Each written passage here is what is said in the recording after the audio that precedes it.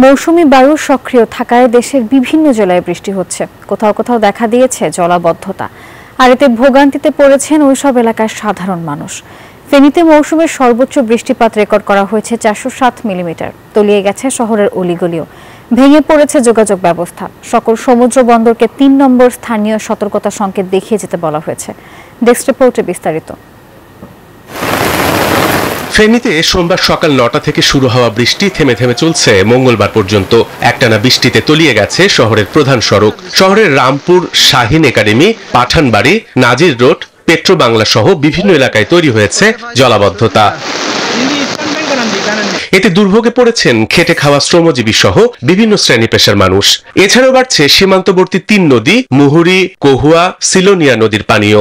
রাস্তাঘাটে চলাচল কষ্ট হওয়ার কারণে আমাদের ইনকাম বন্ধ হয়ে গেছে। এই দোকানের ভিতরে হাঁটু পানি, আমরা কোনোভাবেই ব্যবসা বাণিজ্য করতে পারতেছি না। গত বছর এইভাবে হয়েছে, এবারে ওইভাবে হইতেছে।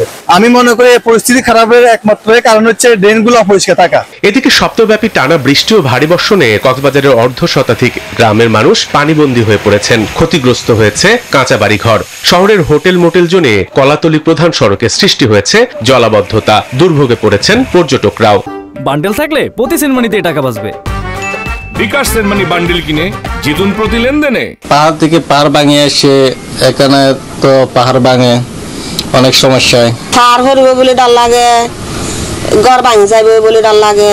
ভাড়া বাসার টাকা দিতে পারি না, তাই সেজন্য এই কারণে এখানে পাহাড়ে অঞ্চল আমাদের থেকে থাকতে হয়। এখানে মৌসুমী বায়ুটা সক্রিয় আছে এবং এই উত্তর বঙ্গোপসাগরে এটা প্রবল আকারে আছে। এই জন্য এখানে অনেক বাতাস এবং এরই প্রেক্ষিতে আমরা কয়েকদিন যাবত ধরে আমরা এই 3 নম্বর স্থানীয় সতর্ক সংকেত সাগরে দেখাতে বলা হয়েছে।